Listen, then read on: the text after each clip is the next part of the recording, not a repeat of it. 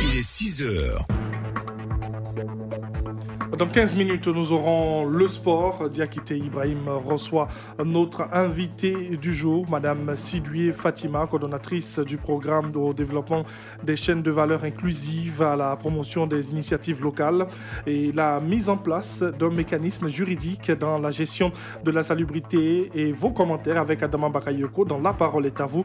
Et pour terminer, qu'est-ce que c'est que l'aphonie? Réponse dans Santé au quotidien. Voici pour le menu, mais avant, c'est le journal présenté par Jérôme Kouakou. Bonjour. Bonjour Thierry Angeval. Les titres de ce 6 heures. Alassane Ouattara, désigné président du RHDP, parti unifié, c'était hier à la faveur de l'Assemblée générale constitutive du parti. Le chef de l'État annonce que le pouvoir sera transféré à une nouvelle génération en 2020. Un château d'eau pour le village de Yokoboué. Nous sommes dans le département de Grand Laou. L'ouvrage a coûté 80 millions de francs CFA. Le nouveau château a été mis en service le week-end dernier. Et puis hors de nos frontières, l'Éthiopie et l'Érythrée enterrent l'âge de guerre. 20 ans après, l'ambassade érythréenne a officiellement rouvert hier ses portes en Éthiopie. Voici pour l'essentiel. Bienvenue à tous.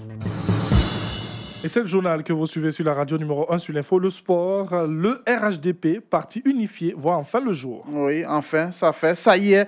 Le RHDP, parti unifié, porté sur les fonds baptismaux hier lundi lors de l'Assemblée générale constitutive tenue au Sofitel Hôtel Ivoire d'Abidjan. Alassane Ouattara a été désigné président du nouveau parti unifié. Un bureau politique provisoire a été même mis en place. Retour sur cette cérémonie avec Adama Bakayoko. Une salle surchauffée par des militants en ébullition. Tout a commencé à 16h52 dans une salle attenante où s'étaient retirés les cadres des 6 partis membres du RHDP pour adopter les textes fondateurs de ce nouveau parti. Le grand absent de cette assemblée générale constitutive, le président du PDCI RDA, Henri Konan Bédié, représenté par 3 cadres de sa formation politique qui avaient le statut d'observateur pour l'occasion, Charles Kofi Dibi, Patrick Hachi et Siandou Fofana. L'Assemblée a demandé au président Alassane Ouattara de poursuivre les négociations avec Henri Konan Bédié. Fait marquant lors de l'entrée dans la salle du président Alassane Ouattara, c'est cette musique en boucle de l'artiste Angèle Assélé, reprise en chœur par le public. Est-ce une coïncidence ou tout simplement un message au grand allié? En tout cas, le président de la République a réussi à arracher un tonnerre d'applaudissements lorsqu'il a annoncé, et je cite, « Le président Bédié et moi, nous devons nous unir pour transférer le pouvoir à une nouvelle génération en 2020. » Fin de citation. Signe peut-être du réchauffement des relations, la présence remarquée d'anciens ministres du parti d'Oufoué-Boigny, Ewi Koutouan Bernard, Abdoulaye Koné, Saliou Touré et Laurent Dona-Fologo.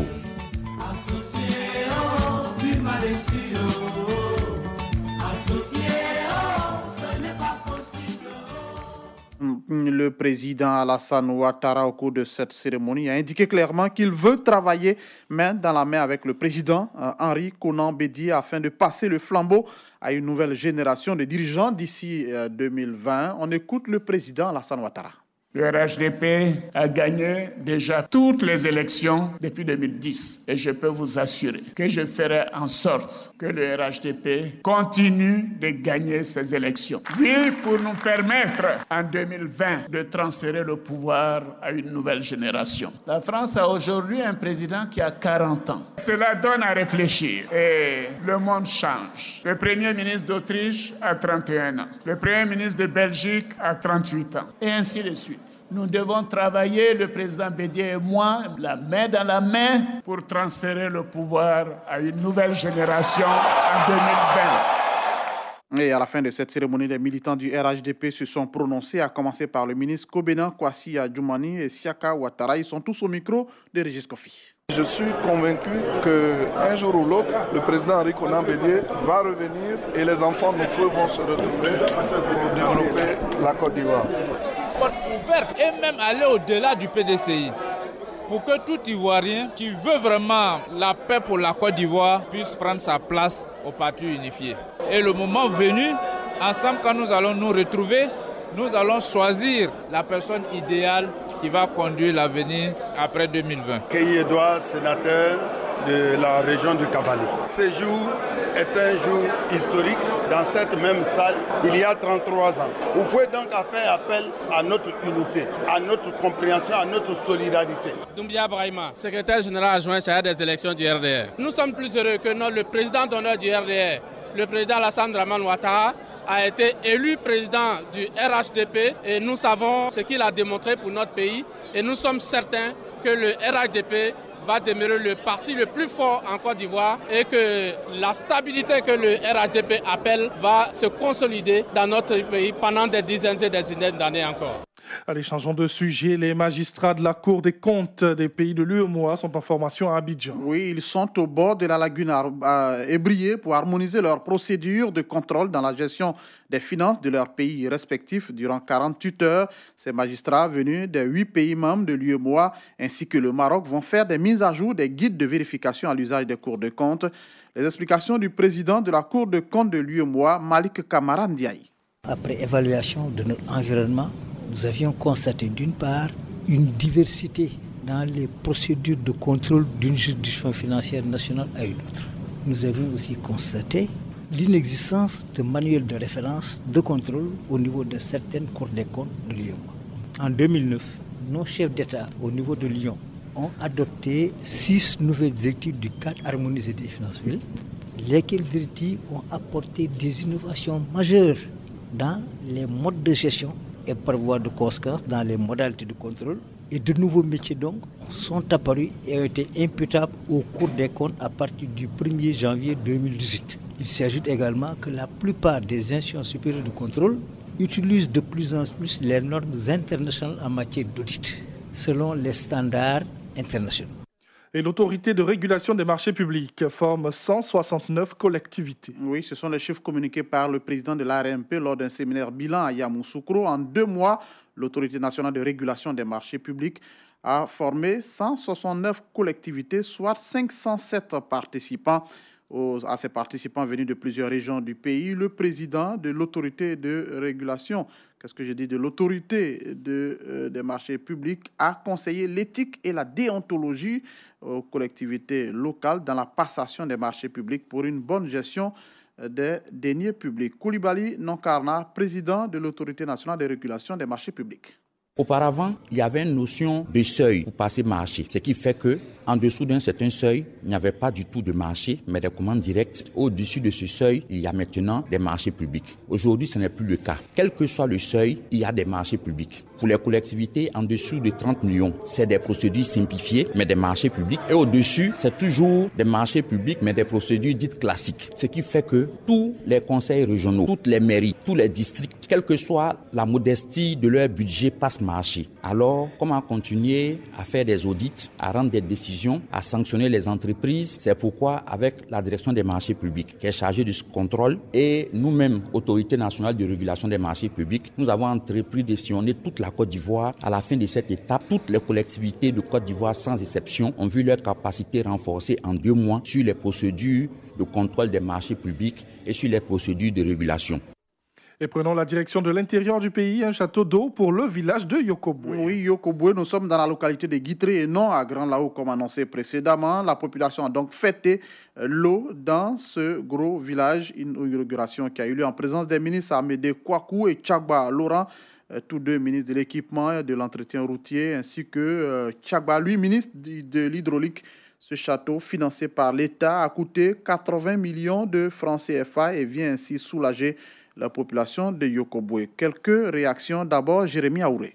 Pour avoir un peu d'eau, c'était énormément difficile. Aujourd'hui, avec ce château qui a été réhabilité, c'est une joie pour nous tous. Nous, cadres surtout, qui venons souvent avec des amis, des frères, puisque c'est la côtière, nous sommes heureux. Tutupo, ce jour, c'est une occasion de joie qui nous réunit ici, la région, pour la célébration de l'eau, source de vie. La région a beaucoup souffert du manque criard d'eau potable. Dieu merci, avec la politique du président actuel, le président Alassane Ouattara, qui est soucieux du bien-être des populations. Voici que ce qui était longtemps comme un rêve est devenu une réalité. Nous ne pouvons que nous réjouir et en même temps profiter de cette occasion pour dire un grand merci aux autorités locales et par devers le président de la République de Côte d'Ivoire. Et pour la suite, parlons de ces 23 étudiants qui ont bénéficié de bourses pour poursuivre leurs études en doctorat. Oui, poursuivre ces études-là, oui, mais ces études vont se faire en France. Ils ont reçu ces bourses d'études des mains de l'ambassadeur de France en Côte d'Ivoire et également en présence de l'ex-ministre de l'Enseignement supérieur et de la Recherche scientifique. C'était à l'issue d'un appel à candidature.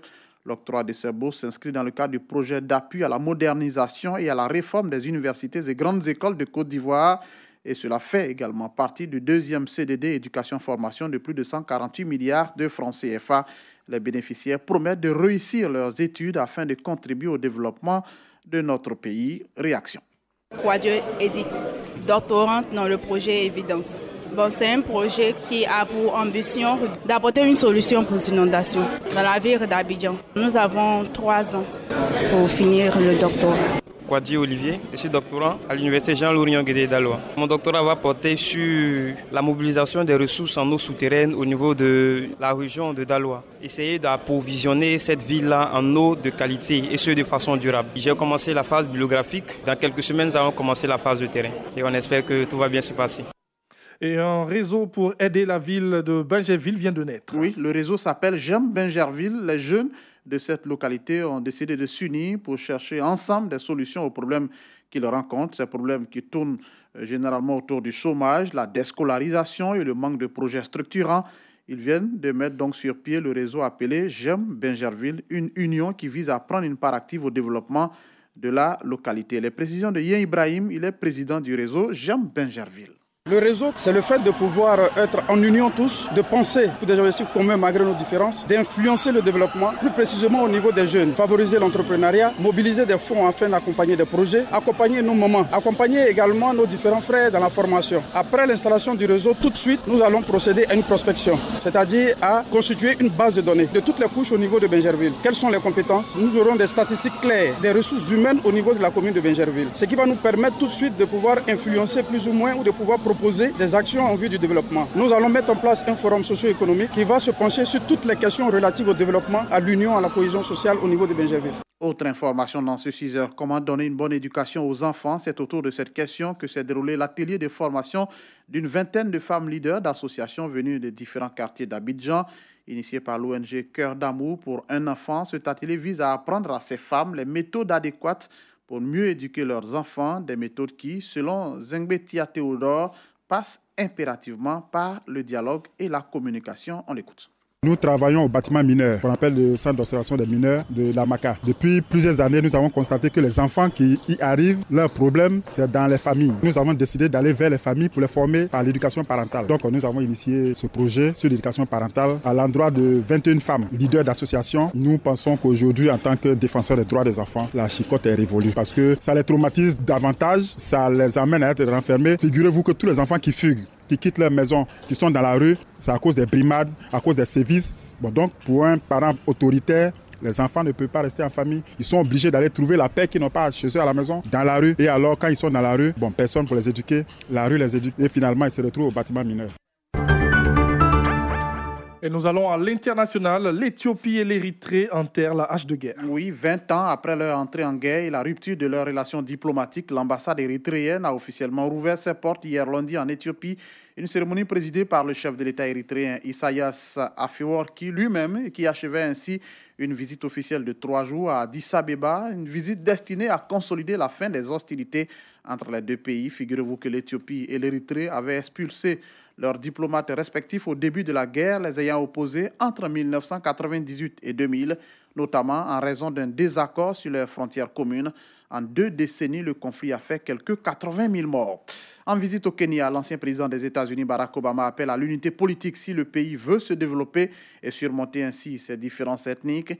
Au cours de cette visite, il a félicité le président Uhuru Kenyatta et le chef de l'opposition, Raila Odinga, pour leur coopération après l'élection présidentielle controversée de l'an dernier. À Kogelo, le lieu de naissance de son père, Barack Obama, ancien chef de l'État américain, a lancé un centre de sport et de formation de la jeunesse fondé par sa demi-sœur, Dr Auma Obama. Après le Kenya, Obama se rend demain mercredi en Afrique du Sud, où il prononcera un discours à la faveur du centenaire de Nelson Mandela. On termine avec cette information. Le président russe Vladimir Poutine a jugé hier lundi ses pourparlers à Helsinki avec son homologue américain Donald Trump très réussi et très utile. Nous avons eu un dialogue direct, ouvert et très productif. Ce n'est qu'un début, a déclaré de son côté Donald Trump. Le président américain Donald Trump a qualifié de désastre l'enquête sur l'ingérence russe dans la présidentielle américaine, assurant en avoir parlé directement avec son homologue russe Vladimir Poutine. Point final de ce 6h. On vous rappelle juste que Alassane Ouattara a été désigné président du RHDP, Parti unifié. C'était hier à la faveur de l'Assemblée générale constitutive du parti. Le chef de l'État annonce que le pouvoir sera transféré à une nouvelle génération en 2020. Merci à vous, Jérôme Kouakou, pour le journal sur la radio numéro 1 sur l'info, le sport. Radio numéro